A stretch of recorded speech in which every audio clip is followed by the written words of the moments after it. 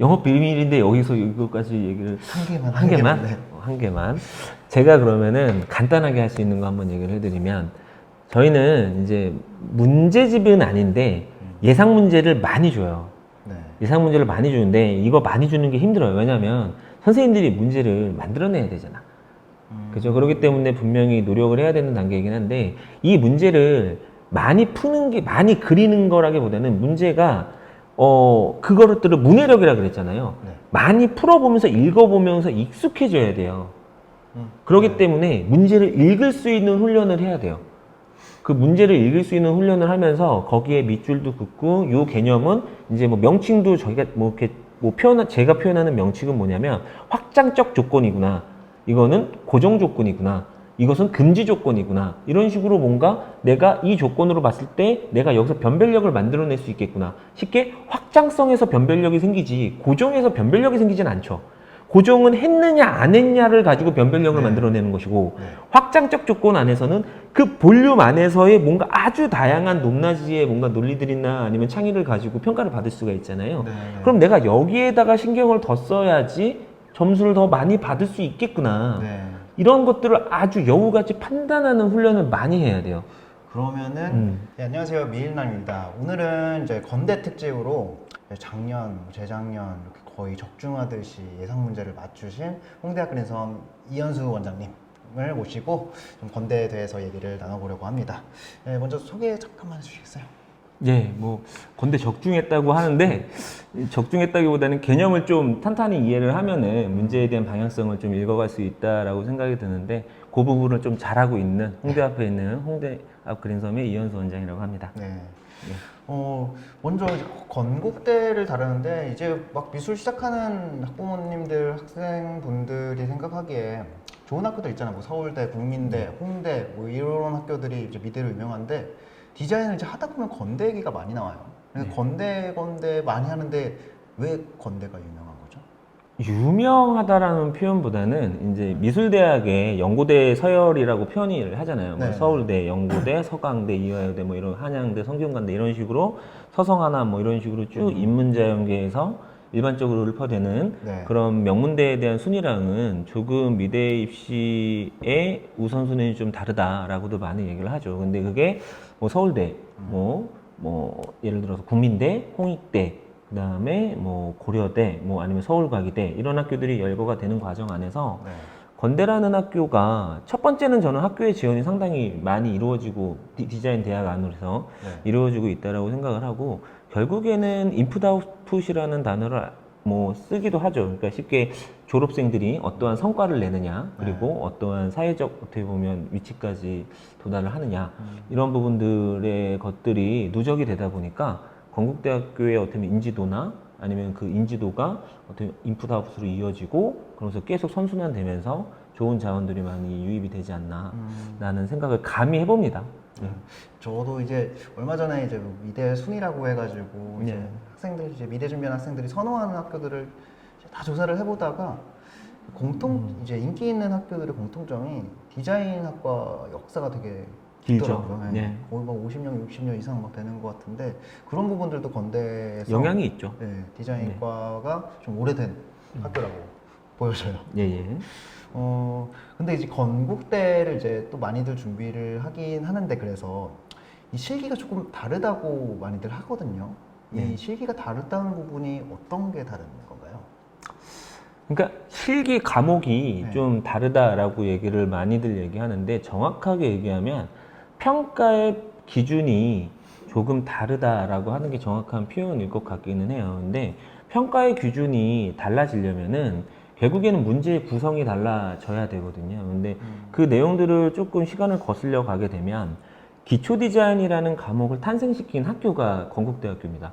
네. 네, 건국대학교가 이제 굉장히 오래전 시간이죠. 거의 10년에 가까운 시간 전에 벌써 이제 10년이 됐네요. 그쵸. 이제 건국대학교가 기초 디자인이라는 실기를 이제 발생시켰고 그래서 이제 모토는 이거였어요. 이제 출범을 할 때 네.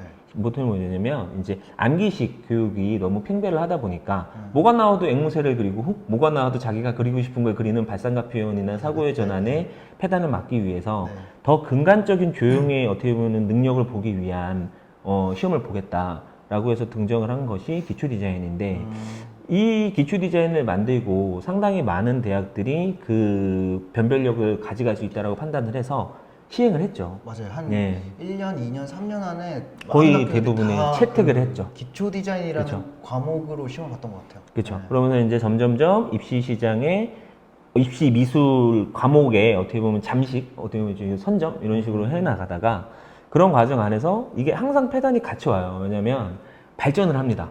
이제 학생들의 능력도 발전을 하고 네, 네. 교습 능력도 발전을 하고 네. 그리고 저희가 열심히 하지 않습니까? 그렇기 때문에 네. 이제 또 어떤 변별력이 조금 이렇게 좀 도달점에 와요. 그러다 보면은 다 잘하는 그쵸. 거죠. 상향 평준화 또는 중향 평준화의 느낌이 오기 때문에 네. 그러면 그 상황에 도래를 했을 때에는 당연히 입시 제도가 바뀌거나 아니면은 평가를 뭔가 좀 더 꼼꼼하게 할 수 있는 변별력이 있는 과정들을 생성시키게 되는데 그 과정이 한 4년 정도, 한 4년 전 입시부터 도입이 됐죠. 그게 뭐였냐면 기초 디자인이라는 과목명은 건대에서 유지하나 평가의 항목 4가지를 제시를 해줬어요. 생각, 조형, 표현, 완성도. 요 4가지에 대한 내용을 주고 예전에는 조형을 50% 정도 봤다. 네. 근데 이번에는 생각을 40%까지 보겠다. 이런 식으로 어떻게 보면 평가의 기준을 명쾌하게 제시를 해주면서 기본적으로 문제의 구성이 바뀌기 시작을 해요. 그러면서 등장을 했던 부분들이 예전에는 사물을 직접적으로 주는 경우가 많았습니다. 건국대가. 맞아요. 그래서 뭔가 관찰에 대한 대상을 직접적으로 주고 그 관찰을 통해 가지고 뭔가 조형 요소와 뭐 물성적 특성 같은 것들을 뭔가 뽑아내서 뭐 이게 하모니 있게 조형 연출을 하는 시험의 주류였다라면 이제는 거기를 넘어서는 이제 자기만의 생각 그때 이제 뭐 어떻게 문자로 들어갔던 부분이 뭐냐면 생각과 아이디어를 구분해 주셨는데 생각은 내재되어 있는 자신의 어떤 사고 능력이라고 표현을 했고 네. 아이디어는 순간적으로 뭔가 드러나는 뭔가 그런 기지라고 표현을 했어요. 그거는 건국대학교에서 이렇게 문자로 명시를 해줬던 부분인데 생각을 해보면 뭐냐면 쉽게 미술에 관심이 있었고 이런 부분들이 암기를 통해 가지고 발전된 모습을 평가하는 것이 아니라 네. 자신이 뭔가 예전부터 관심이 있는 그러니까 뭐 세상에 모든 디자인이 많잖아요. 지금 제 주변에도 엄청나게 많은 디자인이 있듯이 네. 그런 디자인을 뭔가 탐독하고 연구하고 생활에 좀 이렇게 자기 생각을 축적시킨 아이들이 점수를 높게 받을 수 있도록 문제 구성을 하겠다. 그래서 등장한 것들이 조건 제시형 문제가 상당히 강화가 됐었고요. 그럼 그리고 기초 디자인에서 그쵸. 조건들이 붙었다는 말이네요. 그렇죠. 기본적으로 건국대학교의 시험지는 2장 정도가 나갑니다. 요즘요. 예. 그러니까 글이 우선 많아요. 글이 많은데 이제 글이 많은 부분들을 보게 되면 문제도 길 수도 있고 짧을 수도 있지만 네. 뭐 제시 조건들이 꼭 붙어요. 그래서 어떤 부분들은 이렇게 했으면 좋겠다 또는 해라 이런 식으로 어떻게 보면은 제시를 해주면서 뭔가 좀 변별력을 찾기 위한 노력들이 시작이 됐다라는 거죠. 그게 가장 큰 어떻게 보면 건국대학교와 일반적인 기초 디자인과의 어떻게 보면 차별점이다. 이런 부분들을 다르다고 느끼시는 것 같아요. 네. 그러면 아까 이제 얘기했을 때 10년 전에 기초 디자인이 나오고 많은 거의 한 80% 이상 학교들이 다 기초 디자인을 보고 있는 것 같은데 넘죠. 한 90% 가까이. 벌써 네, 거기까지 그럼요. 됐어요. 그럼 건국대가 그렇게 이제 조건 제시라던가 아이디어나 생각을 이제 보는 걸로 바뀌었고 그럼 다른 학교들도 이렇게 따라가죠. 갖고 있나요? 그렇죠. 이제 서울여대 같은 경우도 네. 이제 그 흐름을 따라가고 있는 학교 중에 한 학교라고 할 수도 있고요. 그리고 제시어라는 게 붙기 시작을 하면 네. 기본적으로 이제 생각이 들어갑니다. 왜냐면은 이제 조형이라는 것 자체는 이제 심미성이나 아니면은 아웃풋으로 나올 수 있는 그런 뭐 조형미 요 정도만을 평가한다면 거기에 예를 들어서 뭐 돋보기를 주고 확대와 축소의 개념을 넣으라고 뭐 표현하라고 한다든지 아니면은 뭐 율동감 아주 간단한 주제이지만 율동감을 표현하라고 한다든지 또 어려울 때에는 뭐 희로애락을 표현하라고 하는 문제들도 나와요. 희로애락을. 예, 네, 그런 문제들도 예전에 이제 서울여대에서 귤 갖다가 희로애락 하라고 했었던 주제들도 한 3, 4년 전에 나왔고 네. 최근에는 이제 또 그와 같은 기조를 어떻게 보면 많이 적극적으로 받아들이고 하는 기초 디자인 대학들 중에 하나는 경기대라는 학교도 소개해드릴 수는 있어요. 그래서 뭐 북극곰을 주고 뭐 기후 변화에 관련된 얘기를 기초 디자인으로 풀라고 한다든지 뭐 이런 식의 내용들을 보게 되면 그런 부분들을 통칭을 해서 이제 무슨 뭐 발상형 뭐 기초 디자인 네. 또 어쩌면 주제 중심형 기초 디자인 이런 많은 단어들로 표현이 되는데 그 근간에는 건국대학교의 변화의 움직임이 큰 역할을 하고 있다.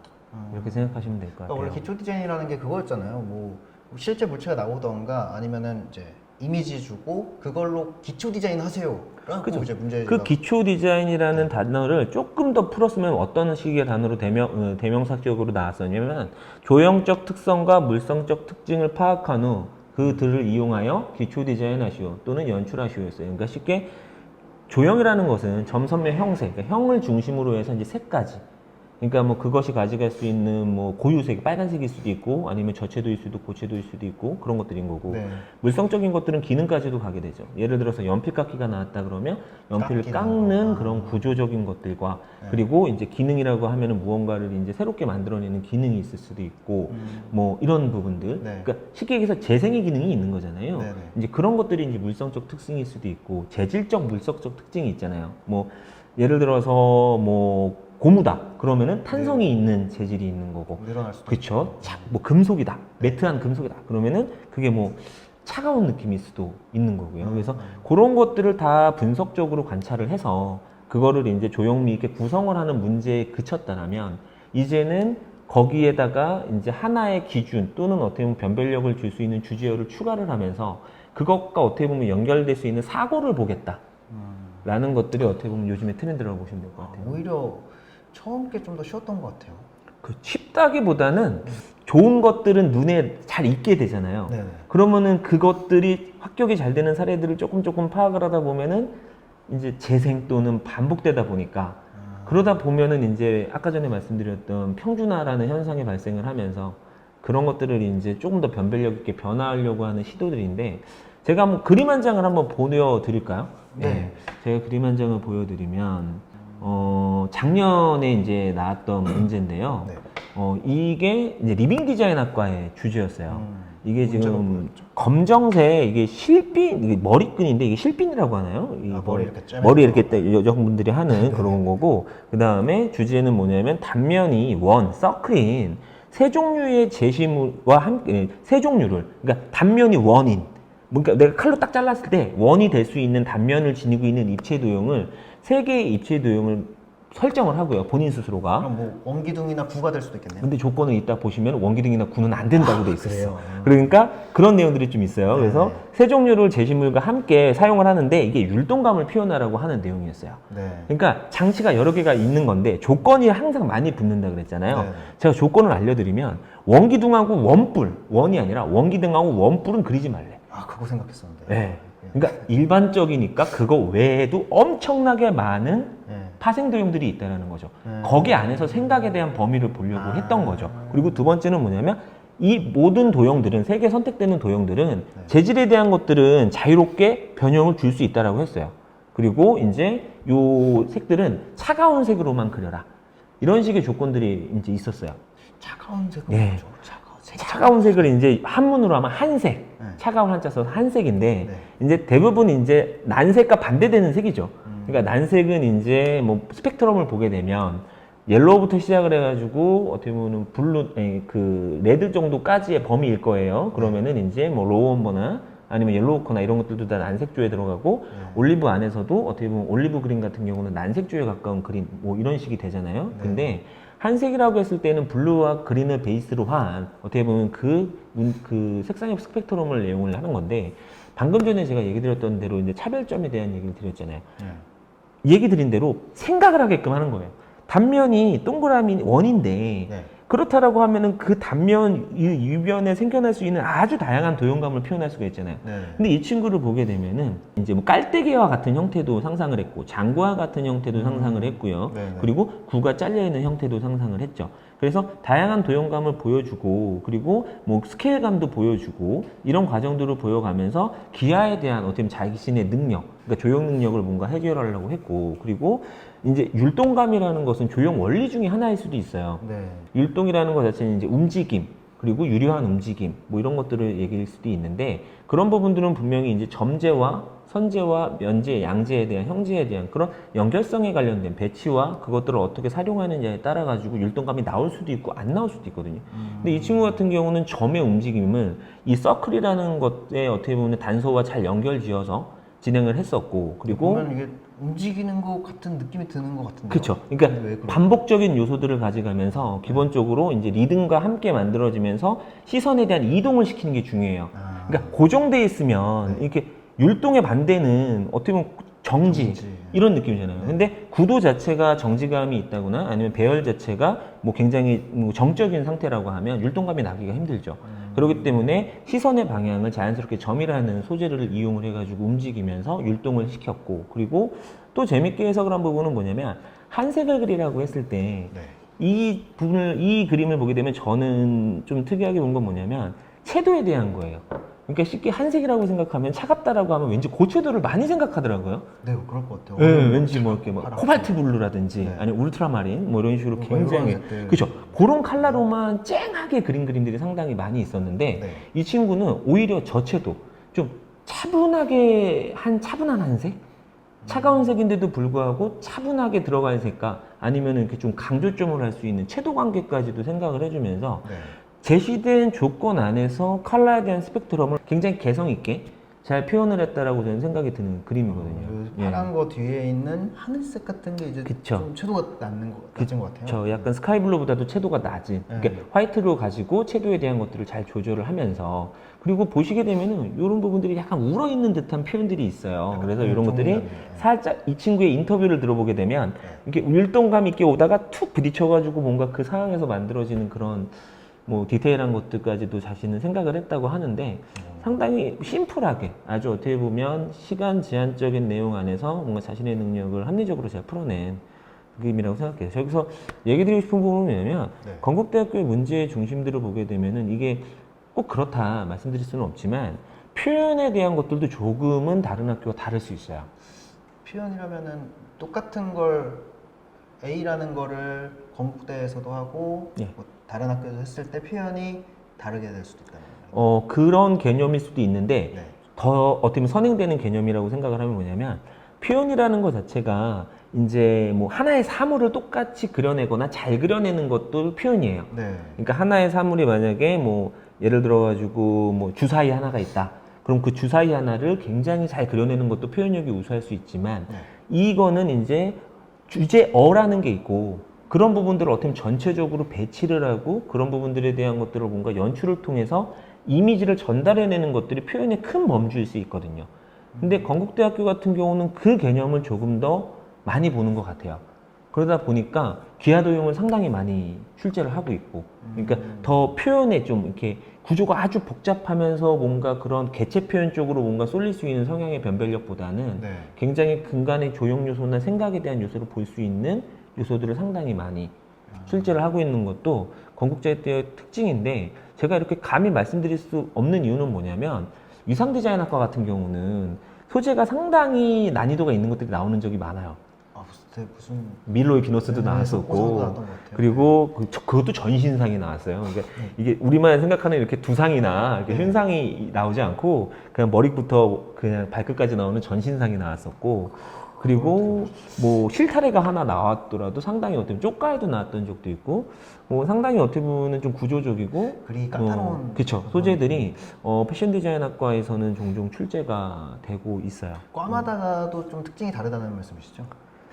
과마다 다르죠. 왜냐면은 이제 물리적으로 본다라고 해도 건국대학교가 한나라시에 한 문제를 가지고 모든 과가 평가를 한 적은 단 한 번도 없어요. 그러니까 각과마다 어떤 문제들을 달리 주고 평가를 하게 되는데, 그러다 보니까 각과에서 요구하는 능력 또는 인재상 이런 부분들이 어떻게 보면 주제에 좀 녹아들게 되는 경우가 많아요. 그러니까 예를 들면 산업디자인학과는 이제 매스, 그러니까 쉽게 형을 구상하는 능력과 기본적으로 뭔가 그 입체 구성 능력이나 이런 능력들을 많이 보려고 하고, 그리고 이제 리빙 디자인학과 같은 경우도 이제 리빙 디자인학과 같은 경우는 이제 공예과가 전신이에요. 이제 공예과 이제 뭐 안에 들어가게 되면은 섬유 디자인학과, 그다음에 금속 디자인학과, 도자 디자인학과 이렇게가 융합이 되어 있는 과의 형상인데, 그거 같은 경우는 또 이제 신미성과 기능성, 그다음에 이런 미적 기준들을 공예과에서 많이 보는 부분들을 많이 보려고 하고 그러는 경우가 많죠. 공예과 부분이었었구나. 그죠. 이제 공예과가 전신이죠. 그래서 지금 현재로도 졸전을 하고 있는 친구들을 보게 되면은 그 세 가지 영역을 다 다룬다고 하더라고요. 아, 대학생들이 실제로 이렇게 하고 있는 걸 작업이 그런 거네요. 이것도 틈새적인 얘기인데, 이거 밝혀줘도 되나?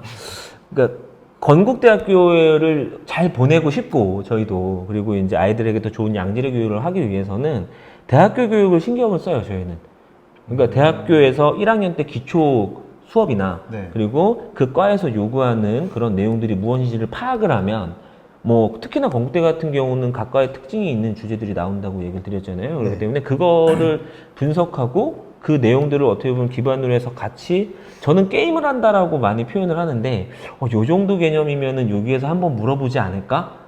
이런 생각들을 많이 하는 거죠. 일례를 들어보면 제가 이제 2021년도 입시일 거예요. 네. 2021년도 입시인데 곰곰이 생각을 해보니까 이제 영상디자인학과에서 관광렌즈 한번 낸 적이 있어요. 네. 왜냐면 영상디자인학과 안에서는 카메라워크 기술이나 이런 부분들을 이제 간혹 내고 있었어요. 실제로 그래서 전공에서 그쵸. 그런 걸 배우네요. 네. 많이 배우죠. 영화학과랑도 합산이 되어 있고. 네. 그래서 그런 게 뭐가 있을까? 그래서 저도 영상 전공이다 보니 관광렌즈 한번 나왔으니까 이번에는 뭐 망점 흐려주고 포커스 문제 한번 내보면 재밌지 않을까? 이렇게 해가지고 냈던 게 뭐 그거예요. 그 공기원근 관련해가지고 이제 망점 흐려지는 아웃포커스. 아웃포커스 개념을 이제 냈었는데 네. 똑같이 이제 나왔었죠. 그래서 이제 그 내용들을 가지고 이제 근경과 원경에 있는 부분들이 이제 망점을 흐려지는 효과들을 이용을 해가지고 화면 연출을 하는 방식이었는데, 네, 그 기억났던 그쵸. 것 같아요. 그때 예. 이제 건국대 이 영상과에서 이 문제를 냈을 때 아이들이 방향을 못 잡았던 학생이 그쵸. 되게 많았던 것 같아요. 처음 경험해 보면은 굉장히 어려울 수 있어요. 왜냐면 뚜렷하게 그리는 것도 어려운데 아웃포커싱이라는 것은 외곽이 이렇게 뭉그러지는 현상이거든요. 카메라의 기술로만 보면. 근데 그런 부분들을 붓으로 구현을 한다라는 것 자체가 뭐 당황할 수도 있었던 문제죠. 예. 근데 저희는 잘 풀었습니다. 예. 평소에 그런 아웃포커싱 된 거를 확대해보고 관찰한 학생이 또 잘했겠어요. 그렇죠. 그 경험이 중요할 수도 있고 그리고 그런 상황이 됐을 때 또 어울리는 연출이 있어요. 그러니까 뭐 오버 더 숄더 같은 어떤 샷 방식이라든지 그런 형식들도 어떻게 보면 굉장히 잘 어울리는 그 씬이거든요. 그런 부분들이. 앞에 근경이 그렇죠. 그러니까 주인공 앞에 이제 대상이 있고 이제 중경에 이제 사람이 있고 이제 이러면서 앞에가 그 어깨가 뿌여지는 현상이라든지 뭐 그런 그쵸. 드라마의 한 장면 같은 영화 촬영 기법을 활용한 전공 그쵸. 문제가 진짜 입시에서 그런 것들을 봤을 때는 상당히 어떻게 보면 어울리는 구성 연출 배치일 수 있다라는 거죠. 예. 지금 건국대 문제 같은 경우에 이렇게 조건 제시들도 많고 뭐 과마다 특징이 다르다고 했는데 실제로 건대 합격작이라던가 대학생들이 연습하는 그림들을 보면서 좀 설명을 해주실 수 있을까요? 예. 그러니까 뭐 그 얘기를 여태까지 계속 얘기 드렸던 부분들을 보게 되면 네. 건국대학교를 요즘에 제가 이제 편하게 설명을 드릴 때 두 가지 논리를 굉장히 많이 얘기를 해요. 첫 번째 뭐냐면 문장 문해력. 문장을 이해하는 문해력이 상당히 필요합니다. 그래서 그 능력을 먼저 키워야 되고 그리고 지금 저한테 질문을 주신 것처럼 저희는 거기서 뭐 끝나는 게 아니에요. 그거를 어떻게 물감이든 아니면 연필이든 뭐 화구로를 표현을 해서 전달을 해야 되잖아요. 네. 내가 문제 이해했어. 근데 이거 문제 이해한 것들을 나는 이렇게 표현했어. 네. 그래서 평가를 부탁해. 이렇게 어떻게 보면 핑퐁이 돼야 되는데 그걸 저희는 시각적 문해력이라고 얘기를 해요. 자신의 생각을 조형이라는 여러 가지 요소들을 가지고 이제 전달을 하는 이미지를 만들어내는 거죠. 그것들에 대한 것들을 이제 제가 좀 소개를 드려 볼게요. 네. 지금 소개하려고 하는 그림은 영화 영상과 문제였습니다. 예, 영상영화과 문제였는데 이 문제는 뭐였냐면 이게 선택에 관련된 문제였다고 보시면 돼요. 이게 이체도형 10개를 줬어요. 아주 재밌게 생긴 이체도형 10개를 주고요. 그 중에서 2개 이상을 자유롭게 선택을 하는 거예요. 그리고 개수 제한을 또 준 게 뭐냐면 이 이파리하고 이게 아주 프로스모만 이파리하고 그 다음에 이 돌을 줬는데 돌을 꼭 하나만 그리래요. 그리고 이파리는 여러 개를 그릴 수가 있대요. 네. 그리고 이제 이 사물들과 그 다음에 제시된 도형을 가지고 이제 공간에 대한 이미지를 그리라고 했었는데 여기서 생각을 해보면 뭐냐면 재료 질감을 4가지에 대한 매핑 질감을 주고 그 중에 또 2개를 선택할 수 있게 했어요. 네. 예, 그래서 이제 몇 개를 선택할 수 있게 3개였나? 선택을 할 수 있게 해가지고 그림을 그리라고 했는데 이게 영화 연출이잖아요. 네네. 그러다 보니까 제가 판단한 건 뭐였냐면 이 돌은 주인공 역할을 한다거나 이게 구심점이 될 수 있는 그리고 실사 표현하라고 했거든요. 네. 그런 역할을 하고 이런 부분들은 어떻게 보면 연출의 요소 그리고 공간이라는 것을 영화 연출에서는 어떻게 생각을 할까요? 평면 공간 안에 입체적인 공간이 있는 거잖아요. 네. 드라마든 영화든 기본적으로 브라운관이나 스크린 안에 어떻게 보면 입체적인 공간 안에서의 뭔가 배우들의 씬이 움직이게 되잖아요. 네. 그런 부분들을 상상을 하면서 어떻게 보면 이야기거리를 함께 만들 수 있는 내용이지 않았나. 돌은 무겁고 그 다음에 이파리는 가볍고 이런 요소들을 보게 되면 이 그림을 보게 되면은 하늘하늘 거리는 어떻게 이파리와 그리고 여러 가지 10개의 도형들 중에서 사방에 뚫려져 있는 이렇게 프레임 구조에 대한 것들이 있었어요. 그래서 그런 구조들을 뭔가 이렇게 좀 약간 이렇게 오픈된 그런 상황들을 이렇게 연출을 하면서 아주 자연스럽게 어떻게 보면 공간감도 나고 제시된 조건들이나 제시된 소재들의 역할들을 어떻게 보면 적절하게 분배를 하면서 아주 어렵지 않게 풀어낸 그림이라고 저는 생각을 하거든요. 제가 이해하기로는 자기가 뭐 카메라 감독이 돼가지고 맞습니다. 한 장의 그 상황을 다 그쵸. 연출을 하는 그런 스토리보드라는 게 있잖아요. 네. 스토리보드라는 것은 아주 강렬하게 그 장면을 연출을 하려고 하는 앵글 시점이나 네. 그리고 뭐 배치 그리고 뭐 액션을 하고 있는 동선 이런 부분들을 뭔가 한 컷에 담아내는 하나의 영역이거든요. 근데 그것과 유사하죠. 근데 재밌는 게 뭐냐면 영화 영상학과가 기초 디자인을 시행한 지가 그렇게 오래되지 않았어요. 그러면 뭘 봤었죠? 스토리보드를 봤습니다. 아, 입시 네, 실제로. 그 애니의 영역하고도 연결이 되어 있었어요. 그래서 칸만화 연결이 되어 있었고 이랬던 시절이 불과 7년 전이 안 돼요. 한 4년 전, 5년 전 됩니다. 아, 그 부분까지 그쵸. 이제 좀 공부를 열심히 하면은 그 영화영상과에서 어떠한 이미지를 만들어서 어떻게 보면 별명력을 가져갈지를 고민을 해야지만 합격률이 높아질 수가 있어요. 한 장 더 소개를 해드리면 이번에는 제가 수업작을 한번 소개를 해드려 볼까요? 이 그림은 뭐냐면 거울, 정사각형 거울을 줬어요. 네. 정사각형 거울을 주고 그 거울과 그리고 이제 굴을 줬는데 이제 굴을 주고 난 다음에 색살에 대한 것들은 이제 자유롭게 변화를 주려고 했고 연속성, 그 다음에 관계성 이와 같은 어떤 영속성과 관계성에 관해서 표현을 하시오라는 내용을 줬는데 이제 일반적으로 이런 그림이 나왔을 때에는 포인트 구성이라고 하죠. 이제 포인트 구성, 이제 원 포인트 크게 그리고 투 포인트 작게 그리고 이제 공간 연출을 하는 그런 연출들을 선택을 했을 때에는 이제 관계성을 표현하기가 상당히 힘들죠. 보면은 이게 좀 규칙 배열 같은 형태가 있는데 네. 그런 부분들이 공이 이제 튀어나오면서 거울에 비춰지는 현상과 함께 어떻게 구성을 하고 있는 내용이거든요. 이런 구성 같은 경우는 일반적으로 우리 입시를 준비하는 학생들이 생각을 안 해봤었을 것 같아요. 아, 그러니까 아까 전에 말씀을 잠깐 드렸었는데 건국대학교에서는 패턴으로 이해를 하면 합격하기 힘들어요. 왜냐면은 패턴은 연결되는 구조가 뭐냐면 끼어 맞춘다라는 표현이 있잖아요. 네. 근데 구조, 뭐, 아까 전에 제가 그 패턴으로 이해하지 말고 공식이나 이런 걸로 이해를 하라고 했잖아요. 네. 공식을 생각해 보세요. 관계성, 연속성. 연속성이 나오려면 복수가 나와야 되고, 복수 이상이 나오려면은 변화 통일 균형감 있게, 균형이 제일 먼저일 수도 있지만, 변화가 제일 먼저일 수도 있죠. 뭐 이런 부분들을 뭔가 생각을 하면서 조형 연출을 하다 보면, 이런 이미지들이 뛰어나게 어떻게 보면은 공간적으로, 머릿속에 이렇게 땅땅땅 떠야 돼요. 근데 그 역할을 혼자한테만 개인의 능력으로 개인기로 맡겨놓으면 학원의 역할이 네. 없는 거죠. 그런 것들을 생각할 수 있게 해야 되고 다양한 레퍼런스라고 하죠. 다양한 참고 자료나 이런 부분들을 뭔가 많이 습득을 하고 이 머릿속에서 그런 부분들이 그 상황에 맞춰가지고 건대에서 요구하는 것들을 캡처해가지고 바로바로 올려내는 그런 훈련들을 지금서부터 꾸준하게 하면 이런 그림들 잘 나옵니다. 아, 이게 레퍼런스의 효과도 되게 중요한 거예요. 그렇죠. 좋은 자료를 많이 보는 것도 중요하지만 목적을 가지고 보는 게 제일 중요해요. 그러니까 많이 보면은 도움이 안 돼요. 왜냐하면 창고에다가 엄청 많이 쌓아놨어요. 네. 근데 그걸 어디다 쓸지를 몰라. 이런 게 아주 쉬운 속담이 있죠. 구슬이 서말이라도 깨워야 보배다. 엄청나게 많은 자료를 갖고 있다라고 해도 그것을 활용하는 능력이 없다라면은 의미가 없는 거예요. 그러니까 필요한 거를 적재적소에 활용해야 되는데 많이 있으면 뭐해? 뭐 이걸 그쵸. 활용 못하는데 이런 느낌이네요. 그러니까 지금 보시기에 이 그림이 뚝딱하고 나오기는 힘들 것 같다라는 거 정답입니다. 그러면은 뚝딱하고 나오지 않으려면은 암기된 형태로 나오기는 힘들 것 같으니까. 네. 그렇다면 어떻게 해야 될 건지에 대한 얘기를 제가 간단하게 드리고 있는 거예요. 근데 건국대학교는 이와 같은 수업 과정도 분명히 필요하고 이와 같은 것들에 뭔가 능숙한 학생들이 합격이 유리합니다.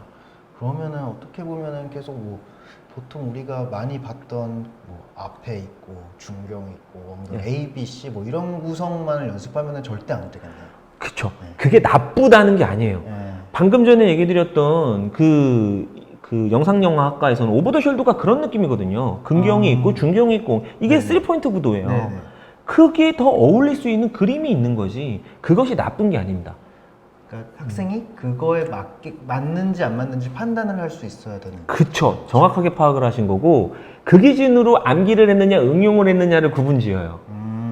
어떠한 내용이 있는데, 그걸 응용하는 거는 우수한 학생이잖아요. 네네. 근데 그거를 맹목적으로 베끼는 거는 비우수 학생이잖아요. 그렇죠. 오히려 그쵸. 실력을 가리고 있다라고 볼 수도 있는 그렇죠. 것 같아요. 그렇기 때문에 건국대학교는 이미 어떻게 보면 그림의 표현력만 보려고 하는 게 아니라는 거를 먼저 설명을 드렸어요. 분명히 생각을 보려고 하는 건데 그 생각도 어떻게 보면은 짠하고 나오는 암기된 생각 능력이 아니라 본인이 얼마만큼 체화된 뭐 내재된 능력을 보려고 하는 거기 때문에 제가 지금 설명드렸던 수업 과정이나 이런 것들하고도 분명히 싱크가 맞으실 거라고 생각을 해요. 그러면은 원장님도 이제 건국대를 준비하는 학생들이 이제 있고 이제 막 가르치실 텐데 예. 뭐 한 가지 뭐 어떤 수업을 하는지 좀 말씀해 주실 수 있을까요? 영업 비밀인데 여기서 이것까지 얘기를 한 개만. 네. 한 개만. 제가 그러면은 간단하게 할 수 있는 거 한번 얘기를 해드리면 저희는 이제 문제집은 아닌데 예상 문제를 많이 줘요. 네. 예상 문제를 많이 주는데 이거 많이 주는 게 힘들어요. 왜냐면 선생님들이 문제를 만들어내야 되잖아. 그죠? 그렇기 때문에 분명히 노력을 해야 되는 단계이긴 한데 이 문제를 많이 푸는 게 많이 그리는 거라기보다는 문제가 그거를 문해력이라 그랬잖아요. 네. 많이 풀어보면서 읽어보면서 익숙해져야 돼요. 그렇기 때문에 문제를 읽을 수 있는 훈련을 해야 돼요. 그 문제를 읽을 수 있는 훈련을 하면서 거기에 밑줄도 긋고 요 개념은 이제 뭐 명칭도 저희가 뭐 이렇게 뭐 제가 표현하는 명칭은 뭐냐면 확장적 조건이구나. 이거는 고정 조건이구나. 이것은 금지 조건이구나. 이런 식으로 뭔가 내가 이 조건으로 봤을 때 내가 여기서 변별력을 만들어낼 수 있겠구나. 쉽게 확장성에서 변별력이 생기지 고정에서 변별력이 생기진 않죠. 고정은 했느냐 안 했냐를 가지고 변별력을 만들어내는 것이고 확장적 조건 안에서는 그 볼륨 안에서의 뭔가 아주 다양한 높낮이의 뭔가 논리들이나 아니면 창의를 가지고 평가를 받을 수가 있잖아요. 네. 그럼 내가 여기에다가 신경을 더 써야지 점수를 더 많이 받을 수 있겠구나. 네. 이런 것들을 아주 여우같이 판단하는 훈련을 많이 해야 돼요. 그러면은 그런 확장적 사고를 볼 수 있는 문제도 선생님들이 많이 그렇죠. 선생님들의 네, 노력이 맞아요. 같이 동반이 돼야 돼서 저희는 뭐 요만한 어떻게 보면은 문제집이 이제 여름방학 특강이 곧 오죠. 네. 그러면은 이제 뭐 그런 부분들을 이제 제시를 하고 그리고 그런 것들을 이제 썸네일 스케치를 하는데 이제 썸네일 스케치를 너무 두려워하는 친구들이 있고 너무 대충 하는 친구들도 있어요. 근데 이게 숙제로 시작을 하게 되면은 너무 힘들죠. 공부도 해야 되죠. 뭐도 해야 되죠. 뭐 아니면 뭐 고3들 너무 힘들잖아요. 근데 그것들을 그냥 괴롭게 하려고 우리가 내주는 게 아니라 이거는 여기까지 말씀은 안 드리겠지만 재밌는 훈련법을 저희는 씁니다. 재밌는 예, 그러니까 입시가 절대 즐겁지 않을 거라 생각하지 않으셨으면 좋겠어요. 재밌는 수업 방법이 있고 재밌는 훈련법이 있어요. 그렇기 때문에 이해 수업과 훈련 수업을 어떻게 보면 저희 하이브리드라고 표현을 하는데 하이브리드 수업을 통해 가지고 요걸 하는데 제가 지금 구체적인 얘기는 안 하고 어떻게 보면 되게 소개만 하고 있는데 뭔가 선생님만의 그 네. 건대를 준비하는 있습니다. 이유가 있나 본데요. 네. 그래야지만 아이들이 요런 그림, 지금 잠깐 설명드렸던 그런 그림들을 네. 아주 뭐 자유분방하면서도 굉장히 어떻게 보면은 좀 안정감 있게 뭐 상당히 어떻게 보면 양립적인 단어들의 구성이지만 그려낼 수 있다고 저는 생각을 하고 있어요. 예. 뭐 이제 들어봤을 때 이렇게 건대 문제 조건들 뭐 여러 가지의 사고들을 해보면은 결국에 한 장을 그냥 어떤 시간 내에 막 많이 그려서 만들어내는 것보다는 여러 이제 조건들이 있는 여러 사고의 문제들을 생각을 많이 해보는 게 중요한 거예요. 그렇죠. 건대는 분명히 생각이 중요하죠. 근데 완성도라는 개념은 분명히 모든 그림의 기본 조건이에요. 건대도 분명히 미완성은 다 떨어집니다. 네. 근데 그 완성의 조건이라는 것 자체가 기본적으로 엄청나게 어떻게 보면은 개체 밀도 또는 어떻게 보면 개체의 수 이런 것들이 집중되어 있다라기보다는 기본적으로 자신이 계획한 것들 내가 이런 치밀한 계획을 하고 그 계획을 얼마나 완성도 있게 구성하고 완성하느냐가 완성도라고 보시면 돼요. 그러면 네. 상대적으로 이제 뭐 밀도치가 높은 학교들이랑 완성된 그림을 비교하면은 조금 결과적으로 밀도상으로 보면은 좀 차이가 나는 부분이 있을 수도 있겠네요. 있죠. 근데 그런 학교와 비교될 수 있는 부분들이 솔직히 문제 나와 있는 학교들이 있어요. 뭐 남서울대라든지 아니면은 상명대, 네. 천안 캠퍼스라든지 이런 네. 학교들이 주제어가 따로 뭐 남서울대학교는 있는 경우도 있는데 특히나 상명대, 천안 같은 경우는 주제어가 존재하지 않는 상태 내에서 짝을 세 개로 딱 이루어진 뭐 앵무새도 그 안에 있거든요. 네. 그런 어떻게 보면 소재들이 구성이 되어 있기 때문에 솔직히 그거는 표현력 싸움일 수 있어요. 또 소재에 따라 이게 그쵸. 표현력 싸움이냐 아니냐. 그쵸. 표현력 싸움이 될 수 있는데 그리고 이미 나와 있는 거기 때문에 연습할 수 있는 충분한 시간이 있잖아요. 네. 그래서 뭐 숙련도나 이런 것들에 대한 싸움이 될 수는 있으나 음. 극대비적으로 비교를 해본다라고 하면은 건대 같은 경우는 문제에 집중하시는 게 좋습니다. 그래서 이제 네. 리빙 산업 디자인과 같은 경우가 이제 그런 생각을 볼 수 있는 소재들이 이제 그쵸. 나오는 경우들도 리빙 있고. 디자인학과도 그렇고 이제 커디과도 그렇고 이런 내용들을 보게 되면 조건 안 지키면은 우선은 굉장히 빠르게 이렇게 좀 걸러지겠네요. 예, 네. 걸러질 수 있죠. 왜냐면 너는 지키라고 공통된 내용을 줬는데 모두에게 줬는데 얘는 이해를 못했구나 그러면 우선은 배제 대상이 될 수 있는 거잖아요. 그렇기 때문에 모든 문제에 대한 구성은 특히나 상위권 대학 같은 경우는 네. 변별력에 의해서 움직입니다. 좋은 학생들을 뽑기 위한 시험이잖아요. 네, 더 네. 똑똑하고 더 뭐 능력 있고 더 어떤 가능성이 있는 그런 학생들을 뭔가 선별하기 위한 거기 때문에 그와 같은 것들을 보기 위한 장치들이라고 보시면 될 것 같아요. 왜 건국대가 그래서 인풋 아웃풋 이런 게 이렇게 좋은지 노력 문제에서 좀 엄청 보이는 것 하시죠. 같아요. 예, 그렇죠. 예. 그러면은 요 부분은 이제 참고하셔서 우리 건국대를 준비하는 학생들 자기가 하고 있는 수업들 아니면 본인이 하고 있는 그림들 방향성 잘 잡아갔으면 좋겠고요.